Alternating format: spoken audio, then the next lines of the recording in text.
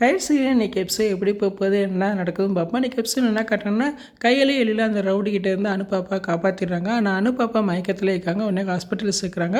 டாக்டரை full checkup பண்ணுறாங்க. கடைசியில் டாக்டர் சொல்கிறாங்க குழந்தைக்கு ஹார்ட்டில் பிரச்சனை இருக்குது, உடனே ஆப்ரேஷன் பண்ணணும், 7-8 லட்சம் ஆகும், உடனே பணம் கட்டுங்க, இல்லைன்னா குழந்தைக்கு உயிருக்கே ஆபத்து அப்படின்னு சொல்கிறாங்க. உடனே கையில் அதிர்ச்சி ஆகிறாங்க. உடனே பணத்தை பற்றி கவலைப்படாதீங்க டாக்டர், நாங்கள் உடனே ஆப்ரேஷன் பண்ணுறோம் அப்படின்னு சொல்கிறாங்க. ஒரு 2 நாள் அப்சர்வேஷன் வைக்கணும், அதுக்கப்புறம் தான் ஆப்ரேஷன் பண்ண முடியும் அப்படின்னு சொல்லிடுறாங்க.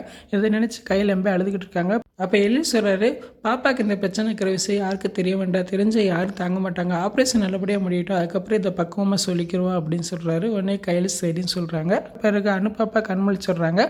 கையில் அனுப்பாப்பாட்ட சொல்கிறாங்க, இங்கே நடந்த விஷயத்தை யார்ட்டையும் சொல்லிடாத பாப்பா அப்படி சொல்கிறாங்க. அனுவும் சரின்னு சொல்கிறாங்க.